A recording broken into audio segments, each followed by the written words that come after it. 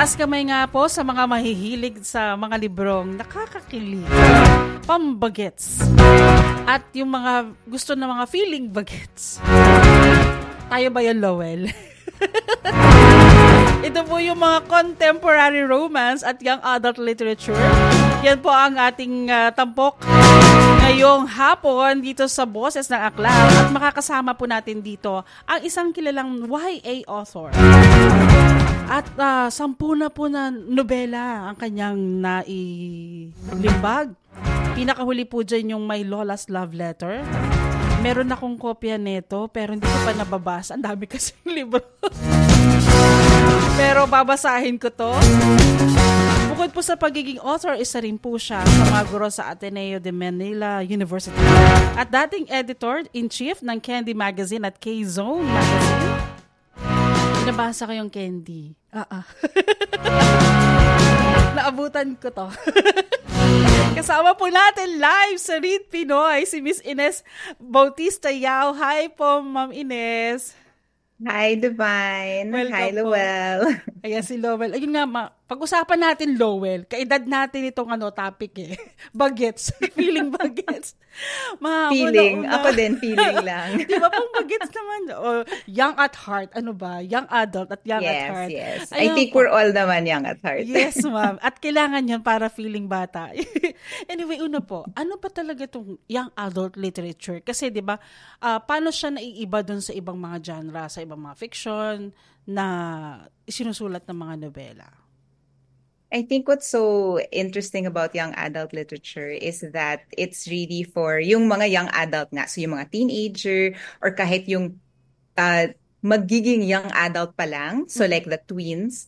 And then it's really actually kahit na for the young at heart then. I mean, because even if you've already you're past your teenage years, you still remember those kilig days, Yes. diba? Yung mga, especially yung mga high school days, yung mga first crush, first love, puppy love, ganon. So it's really about that time. But what's so interesting about adolescence is it's that age where things get very confusing and then the emotions are very heightened and you're getting into your power. So you're trying to learn how to navigate the world and to find out where exactly do I belong? Where do I position myself? So it's also, so you have all those emotions, all the kilig-kilig, but at the same time, you're getting to know who you are also. So that's what makes YA so special to me and as a genre also. Oh, actually, kahit yung mga nanay, tas may mga anak na teenager, magbasa kayo ng mga YA na nobela, para maintindihan nyo din yung mga anak nyo. Di ba? Iba yung feeling, para maintindihan nila. Kasi, iba na rin kasi ang takbo ng isipan ng mga kabataan ngayon. So, yung mga nagsusulat ng YA na yan, paano nyo ginagawa na maging effective siya na makapag-deliver ng message na gusto ninyo sa mga nobela nyo? I think at least with me, I don't start with, I don't know if this is wrong or not, but I don't start with a message muna na parang, ito yung gusto kong ipag-ano. But I start with, with like there's an inspiration, so an idea na parang, this would be nice. And then eventually, because na nga it's YA, there's really that, like I do a lot of research also. I talk to a lot of young people. And then it helps that actually meron akong teenager, yung eldest ko 16 years old, and then my students are also young, and so getting to know also what their concerns are, finding out, because syempre every generation iba yun eh. I mean umiiba. So like when I started writing my first book, I published 2011. So that's not my first book, that's my most recent book. But 2011 pa yung first book ko. So a long time ago, the concerns are the same, but at the same time, they're different. So I think that's how to be an effective YA writer is really to know what's happening with the youth and to know what's important to them and to really remember also how we used to feel, diba? Nung youth din tayo. Nung kinikilig pa tayo. Yes. Kinikilig pa rin naman, di ba? Dapat hindi nawawala yung kilig. Forever sana, di ba, yung kilig. Opo. Pero ano ba, syempre, masayang sumulat ng YA novel, di ba? Pero syempre may challenges yan eh. Ikaw, Yes. ano yung nagiging challenges mo kapag nagsusulat ka niyan? Well, first of all, I think the most difficult challenge is hindi na ako YA, hindi na Oo. ako young adult. Oo, hirap So, mag-adapt. I mean, kahit na, and then they have a language that's their own, 'di ba? Now, Mm. yung mga yung mga words na hindi ko maintindihan, that I need my daughters to explain, and then they don't want to explain pa to me. So it's my students to explain, ay ma'am, ito yon, ito yung definition ng ganyan or Oo. whatever. So sometimes I feel so far removed Oo. from them. And I think what's harder is actually when I was with Candy, Mhm. I was in my 20s. So I was still so young. Mhm. And K-Zone also. So I was in my 20s. It didn't feel like I was much older than the audience or the target market. But now I really feel so far removed.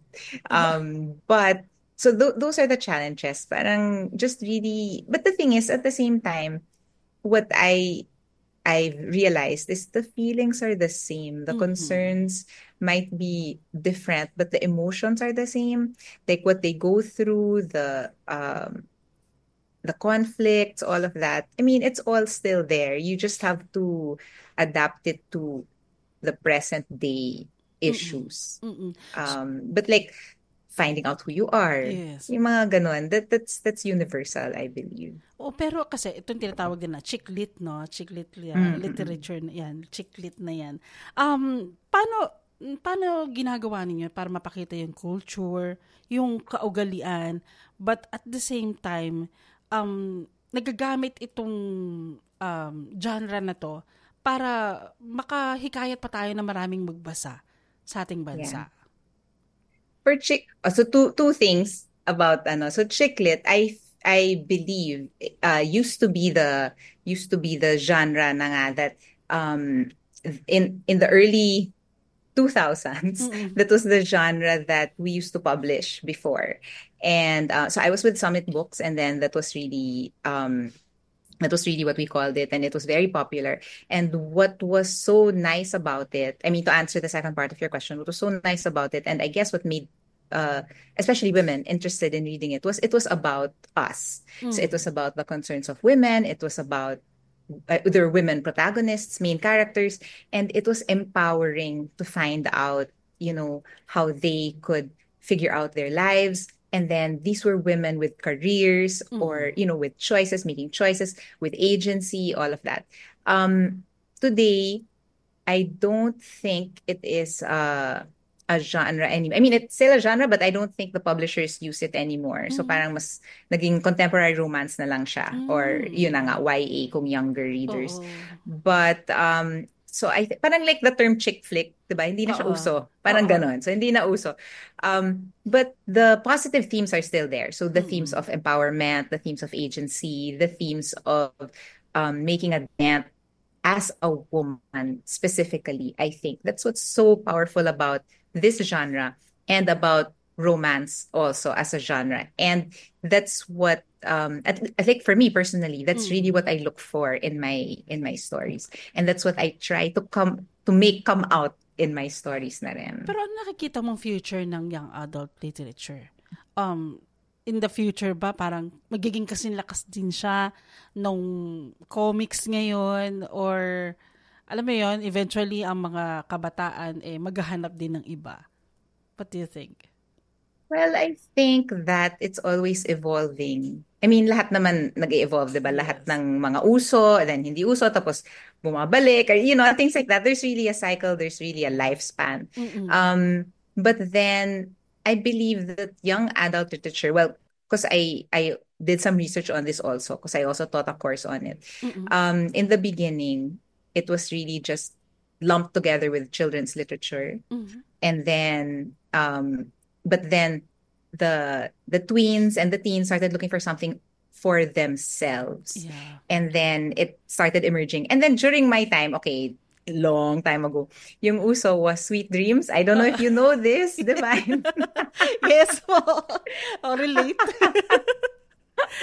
So yung Sweet Dreams, yun, usog-uso, paborito ko talaga yun. And Yes. Sweet Valley High. So Yes. parang that was the uso. So I think, and then eventually it changed. So there were all these different different books also, and different stories that became popular. But so I think that the genre will always remain because the age will always remain, and the need to find representation and the need to find yourself in what you watch and what you read will always be there. But I think what will change will be maybe the focus. Like there was a time that Harry Potter became so popular. That was young adult also. And then Twilight was also, so it's the same overall genre, but like the details are different. So I think that we will still continue